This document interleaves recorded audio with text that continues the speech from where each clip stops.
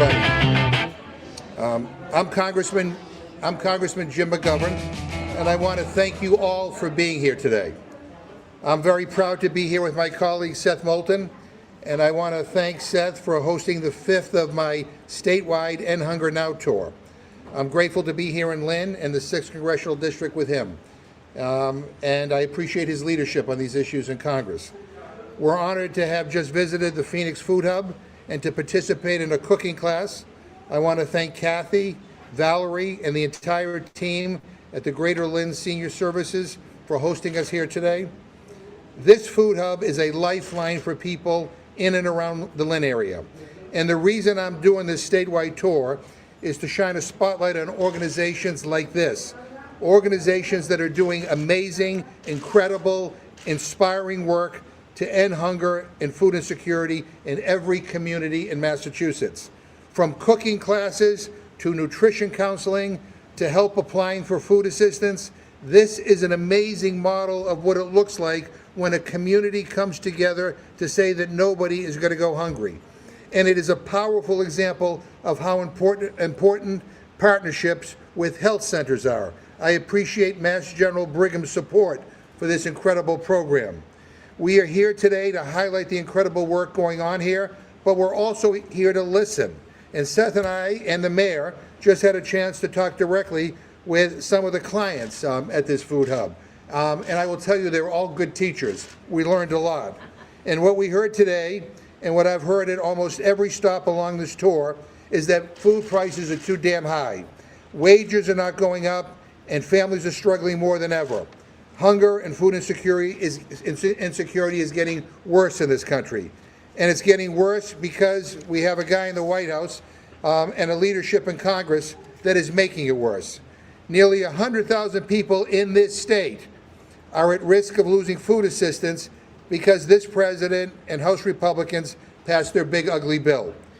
And when they did that, they stole nearly $200 billion with a B, dollars in food assistance, the largest cut to food assistance ever in American history. More red tape, cuts to food assistance, more kicking people when they're down so they can give a tax cut to multi-billionaires. And that bill eliminated SNAP-Ed, a federal program that funds cooking classes just like the one we saw here today. And we pledged, if we can change the makeup of Congress, to come back and restore that funding. And let me just remind everybody that over 40 million people rely on food assistance in this country. And the majority of them are kids, senior citizens, Americans with disabilities, veterans, and working families. And on top of all of those cuts, because of the stupid tariffs and the bad economic policies coming out of the White House, people in Massachusetts are paying an extra $2,200 a year for groceries. That's how much our food prices have gone up. So people come to places like the Phoenix Food Hub. They get to shop in that wonderful area back of this building. They come here for food. They come here for community, and they come here for hope. This is the kind of model that we should be lifting up nationwide. And Seth and I, when we go back to Washington, we're going to brag about this visit. And we're going to try to encourage our colleagues to pay attention to what you're doing here and replicate it in their districts. I'm thankful that we have a governor and a legislature in Massachusetts that cares about ending hunger. We have a community and a commonwealth that is committed to making sure that nobody goes without food. And we are here because it is important for us to show the nation what can be possible if we stop worrying about giving tax cuts to billionaires and start investing in places like this that do incredible work so we can finally end hunger once and for all.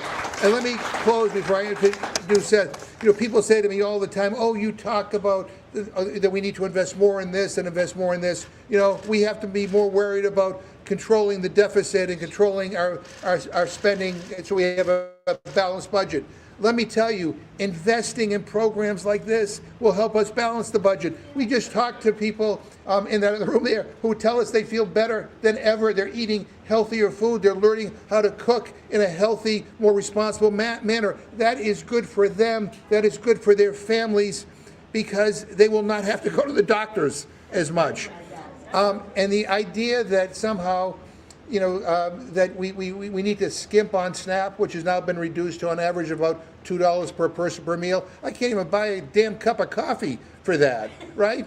Let me tell you something. Senior citizens who go without food end up taking their prescription on an empty stomach, and they end up in an emergency room. Kids, even though we have free school meals in the Commonwealth, who go to school on Monday and are hungry because they haven't eaten all weekend, they can't pay attention. I mean, it doesn't take a rocket scientist to understand the connection between supporting what you are doing here and actually lowering costs for everybody. And so, having said all that, I'm proud to be here with my friend and a real leader in Congress on this and so many other issues, Seth Moulton. Thank you very much.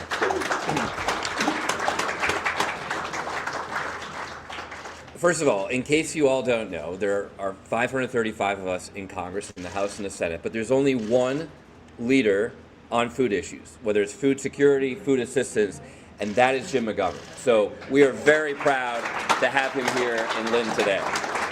And so when Jim McGovern, the expert in the entire Congress and the country on these issues, says that Lynn is knocking it out of the park, we should be very proud of Lynn. So thank you for everything that you are doing right here in this amazing gateway city to show the country how this should be done. And my colleague and friend, Jim McGovern, is serious when he says he will take these lessons back to Washington. We all will. Because what we saw today was inspiring. It's people coming together, a community coming together to support each other, to collaborate, and to show a path forward for people at a time when a lot of people are losing hope. Jim mentioned that there are 40 million Americans who depend on food assistance today. Let me share another number. 400 million. That's the cost of the new White House ballroom that Trump wants to build, because that's his priority as opposed to feeding American families. Being able to eat is just a human right. This should not be debatable. It is a human right to be able to feed yourself and your family. And so I'm very proud of our community and our delegation fighting to uphold that human right. But we do have a lot of work to do across the country, because as long as Trump is in charge in the White House and his MAGA Republican enablers in the Congress do his bidding, a lot more families will starve. So let Lynn be a model. Let Lynn be, yet again, a city of firsts. And let's spread what we saw here today across the country, because there are a lot of Americans who will depend on it. Thank you again, Jim, for coming here. Okay. And I just want to yield to two not only new friends, but two new heroes of mine. Kathy Burns, who's the executive director, and Valerie Parker Callahan, who's the food hub director. I want them to say a few words as well.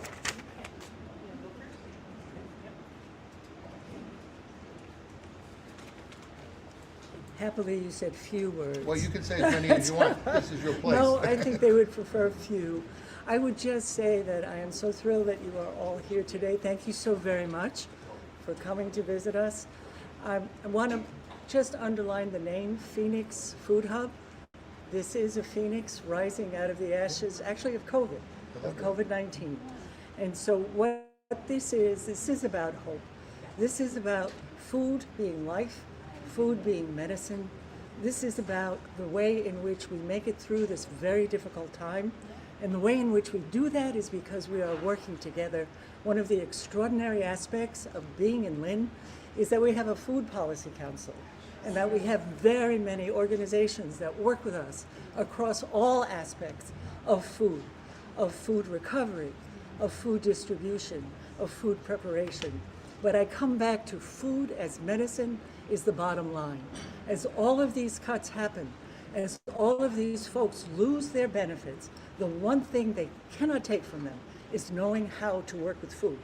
And we need to be certain that we are always able to provide that support to all of our residents. So thank you so very much for being here. I appreciate it. Oh, thank you.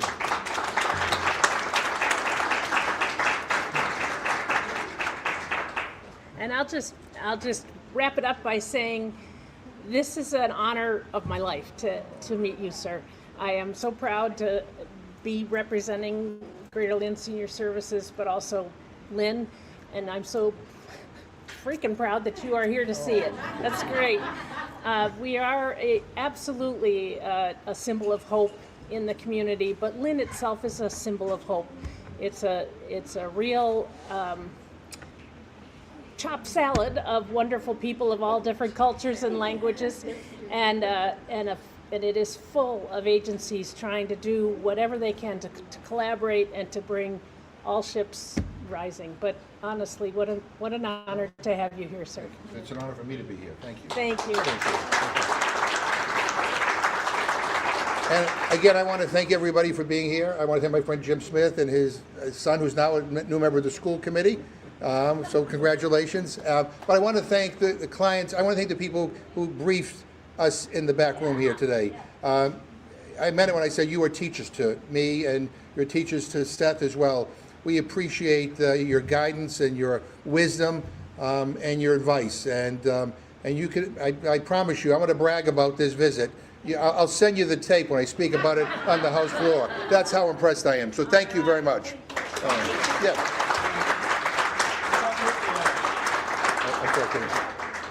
You mentioned President Trump's federal SNAP cuts. Yeah. Massachusetts has seen a wave of SNAP fraud schemes busted. The Herald listed had an article about whistleblower claims of rampant fraud in the Department of Transitional Assistance. Should Governor Healy turn over the recipient information that the USDA is requesting to root out? To who? To the Trump administration? Yeah. I wouldn't trust the Trump administration to tell me the correct time. And by the way, let me just say, in terms of fraud, the SNAP program, compared to other federal programs, has a very low fraud rate. And the good news is that to the extent that there is fraud, it is being called out. I wish the Department of Defense had this kind of scrutiny, but it doesn't. Look, this is an important program, and already people in the Commonwealth and around the country are losing their benefits because of the new work requirements and the new red tape that they put into place. If things don't change, next year, a $200 billion with a B, dollar cut is going to go into effect. And there are going to be countless families in Massachusetts and across the country who are going to lose this benefit. I mean, we're the richest country in the history of the world. We have 46 million Americans who are hungry or food insecure. As a member of Congress, I am ashamed of that. So I'm all for making these programs more efficient, more transparent. Let's all do that. And I think the governor is committed to that, and so am I. But the idea that we're going to take a meat axe to this program and just arbitrarily make cuts while we're giving tax cuts to multimillionaires and multi-billionaires, give me a break. I mean, I just like that doesn't reflect my values. And if you want to again save money in our budget, invest in programs like this. Make sure that people have enough to put nutritious food on the table. And what we should be talking about, I mean, I love the cooking classes, but you know what? I like the fact that you're taking some of the cooking classes to our schools, but I wish every school in the country had cooking classes. That's a life skill that we all, quite frankly, could benefit from. Should the Fed subsidize all the fraud that's been going on in Massachusetts? Should what? Should the Fed subsidize the fraud that's been happening in Massachusetts? I know Fed is not subsidizing the fraud that's going on in Massachusetts. I mean, but are you suggesting that a $200 billion cut to a program that provides people an average of $2 per person per meal a benefit, that somehow that's where we should go to find savings? I mean, again, we have a hunger problem in this country. And we have, unfortunately, a hunger problem in Massachusetts that the governor and the state legislature and that our mayors and the federal delegation are trying to address. But please don't tell me that SNAP is the poster child for fraud. That's just not the case. All right? Thank you. All right.